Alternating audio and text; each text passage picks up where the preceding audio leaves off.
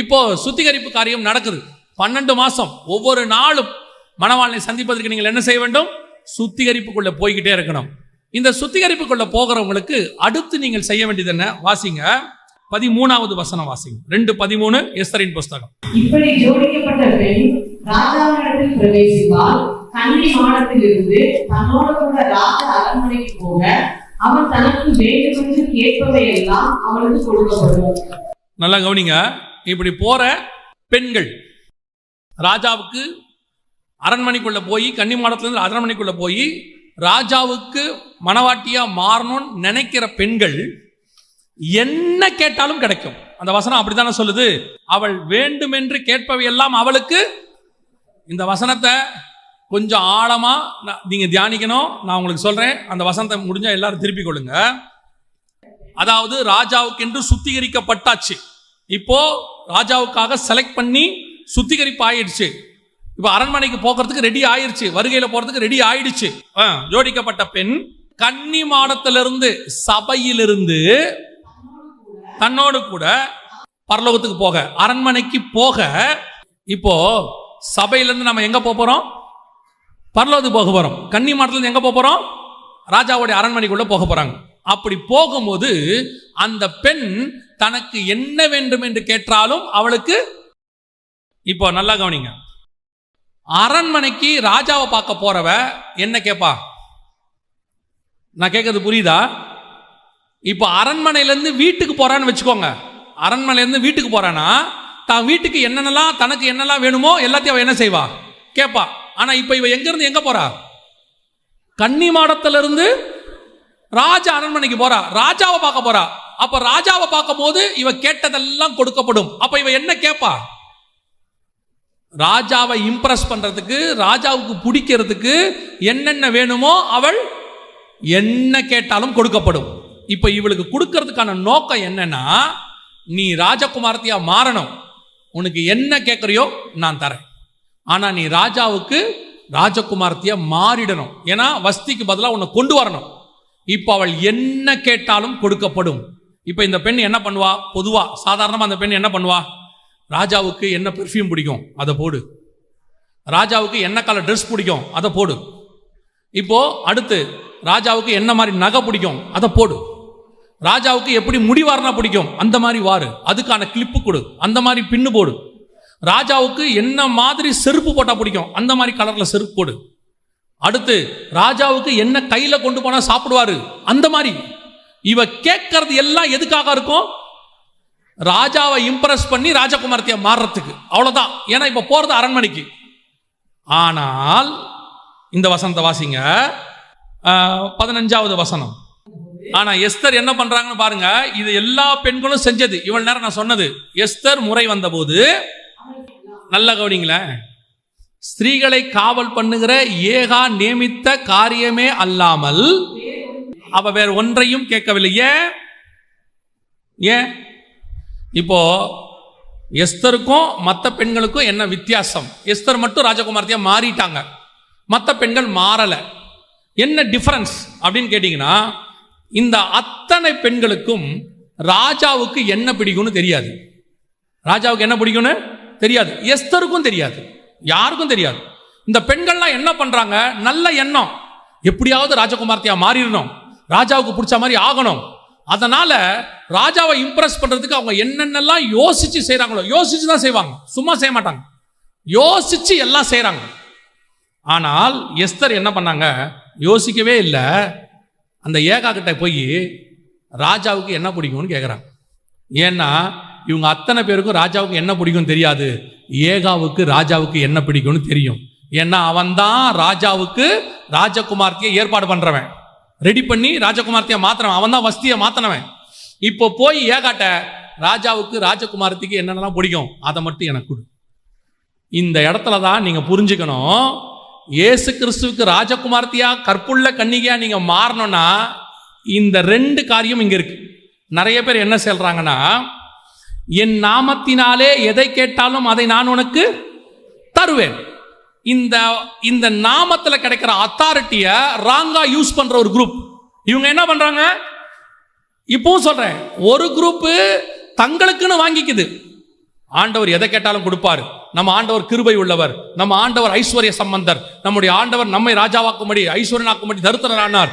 ஆண்டவரே எங்களுக்கு நேரம் கொடுங்க, வீடு கொடுங்க, ஊரத்துக்கு பக்கத்தில் அந்த கொடுங்க, ஆண்டவர் எடுத்துக்க. ஏன்னா என் நாமத்தில் எதை கேட்டாலும் கொடுப்பேங்கிறது ஃபார்முலா, அது லா, சட்டம்.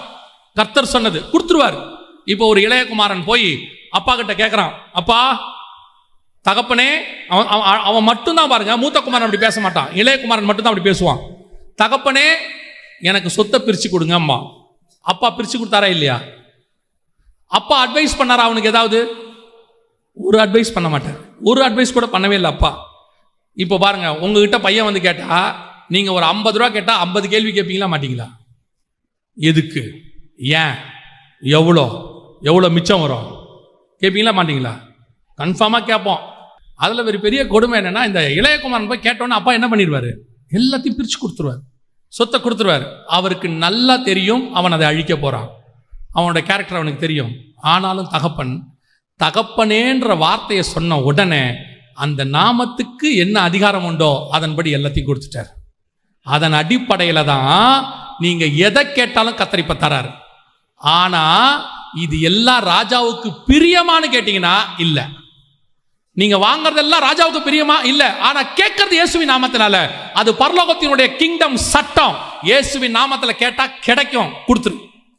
ஏன் துன்மார்க்கனே தரையா, என் பையன் கேட்கறான் குடியா, அவன் இளையகுமாரன் குடு, அவன் எங்க அப்பான்ற பேச்சில் கேட்கறான். பல நேரத்துல நாம என்ன செய்யறோம், ஆண்டவர்கிட்ட அதை கேட்கிறோம் இதை கேட்கிறோம், ஆண்டவர் கொடுத்துறாரு. கொடுக்காத தேவனே கிடையாது. நான் சொல்லுவேன், என் அனுபவத்தில் சொல்லுவேன், இயேசு கிறிஸ்து மாதிரி ஆசீர்வதிக்கிற தேவனை உலகத்துல நீங்க வேற எங்கேயுமே பார்க்க முடியாது. The one and only God. அவர் வானத்தையும் பூமியும் உண்டாக்கின தேவன். அவர் தருவார், எல்லாம் அப்படி கொடுக்கிறாரு. ஆனால் அதெல்லாம் பிரியமா கொடுக்கிறாருன்னா இல்ல. பல நேரங்களில் ஊழியத்திலும் இது நடக்குது, விசுவாச வாழ்க்கை நடக்குது. இப்போ எஸ்தர் போய் ஏகா கிட்ட கேட்குறாங்க, எனக்கு இந்த ராஜாவுக்கு என்ன பிடிக்கும்னு தெரியாது, ஆனால் நான் ராஜகுமார்த்தியாக மாறணும், எனக்கு அந்த ராஜாவுக்கு பிடிக்கிறத மட்டும் கொடுங்க, எனக்கு பிடிச்சதை கொடுக்காதீங்க, ராஜாவுக்கு பிடிச்சதை எனக்கு கொடுங்கன்னு அந்த அம்மா சொன்னதுனால நீங்கள் வேண்டிக் கொள்வது இன்னதென்று அறியாதிருக்கிறபடியினால ஆவியானவர் உங்களுக்கு உதவி செய்கிறார். இப்போ புரியுதா? நாம் இங்கிருந்து பரலோகத்துக்கு போக வேண்டியவர்கள். அப்படி பரலோகத்துக்கு போறவங்க இந்த பூமியில நீங்க கேட்கறது எதுவா இருக்கணும் தெரியுமா? ராஜாவை பிரியப்படுத்துகிற விஷயமா இருக்கணும், ராஜகுமார்த்தியை மாறுற விஷயமா இருக்கணும். அந்த காரியம் என்ன என்பதை உங்களுக்கு ஆவியானவர் உணர்த்துவார். அதுதான் ஏகா. ஆவியானவர் உணர்த்துவார். அதை நீங்கள் கேட்கும் பொழுது ஆவியானவர் உங்களுக்கு என்னென்ன காரியங்கள் கொடுக்கிறாரோ அது அப்படியே ராஜாவுக்கு பிரியமாய் மாறும். அவ உங்களை மாதிரி உங்க இஷ்டத்துக்கு அலங்காரம் பண்ணல, அவ எனக்கு பிடிச்ச மாதிரி அலங்காரம் பண்ணி இருக்கிறா. எனக்கு என்ன பிடிக்கும் என்பதை தெரிந்து கொண்டு அலங்காரம் பண்ணி இருக்கிறார். இதைத்தான் கர்த்தர் சபை கிட்ட எதிர்பார்க்கிறார். இதைத்தான் ஒவ்வொரு விசுவாசிகிட்டையும் கர்த்தர் எதிர்பார்க்கிறார். நீ உன் இஷ்டப்படி ஆவிக்குரிய வாழ்க்கை வாழ்வதற்கான வாழ்க்கை அல்ல. நீங்களும் நானும் பரலோகத்துக்கு பிரியப்படும்படி வாழும்படி இங்கே அழைக்கப்பட்டிருக்கிறோம். அது பரலோகத்துக்கு என்ன பிரியம் என்பதை பரிசுத்த ஆவியானவர் உங்களுக்கும் எனக்கும் தெரியப்படுத்த வல்லமை உள்ளவராய் இருக்கிறார். அதனால தான் கர்த்தர் சொன்னாரு, ஆவியானவர் சொல்லுகிறதை காதுள்ளவன் கேட்க கடவன். ஆவியானவர் சொல்ற ஒவ்வொரு வார்த்தையும் உன்னையும் என்னையும் கொண்டு போய் பரலோகத்துல சேர்க்கிறதா இருக்குமே ஒழிய ஒரு நாளும் உன்னை என்னையும் கஷ்டப்படுத்துறதாக இருக்காது. சில நேரத்தில் ஆண்டவர் உன்னை சுத்திகரிக்கிறார், சில நேரத்தில் வெள்ளை போலத்தை போட்டு முக்கி எடுக்கிறார்.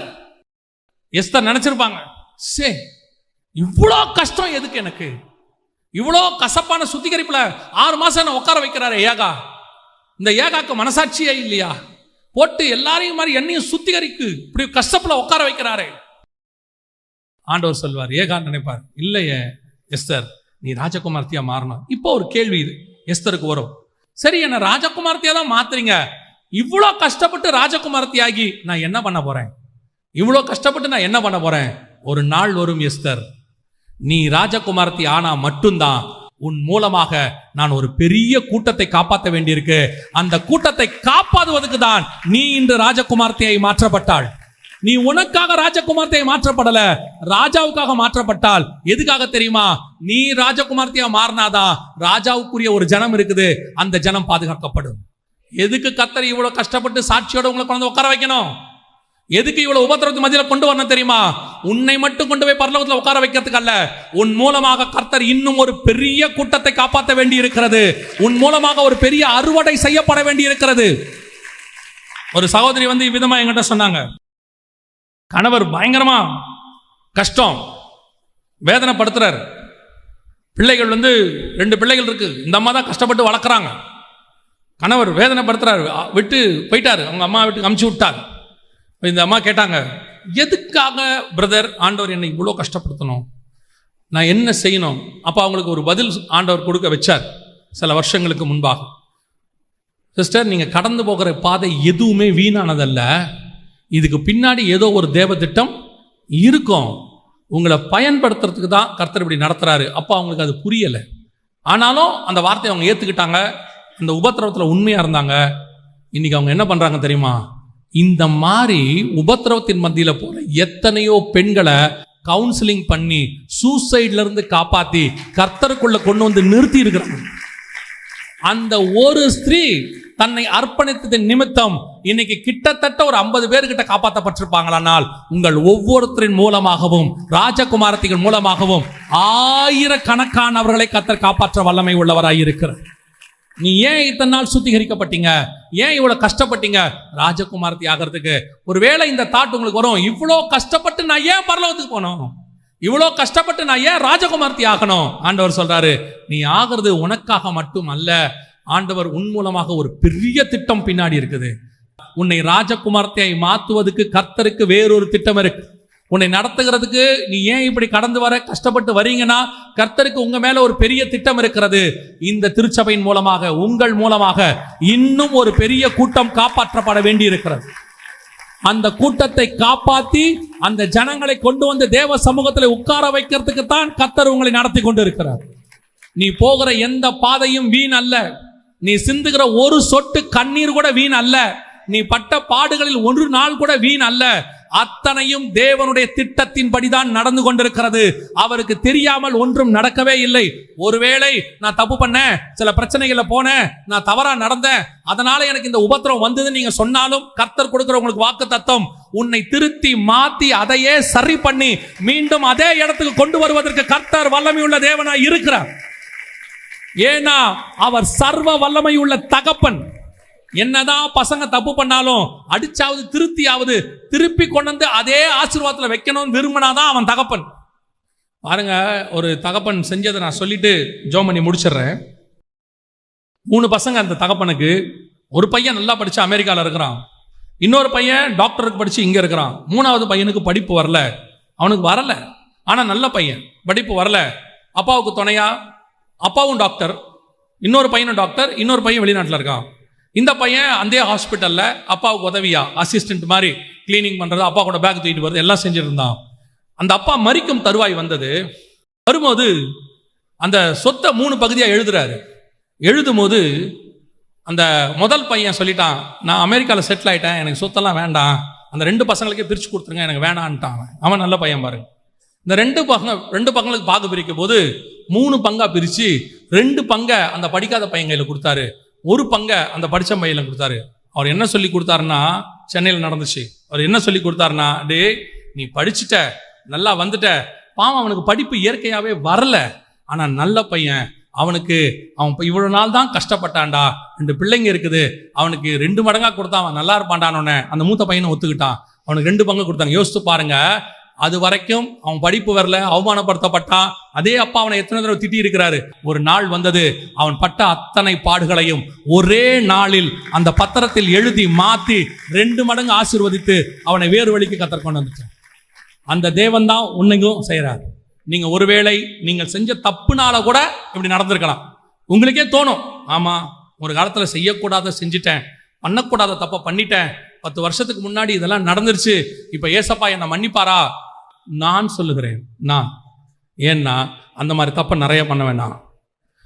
என்னையும் திருத்தி மாத்தி கொண்டு வந்து இந்த இடத்தில் அவர் நிறுத்த வல்லமை உள்ளவராய் இருப்பாரானால், உன்னையும் மாத்தி திருத்தி கொண்டு வந்து நிறுத்துவதற்கு அவர் வல்லமை உள்ளவர்.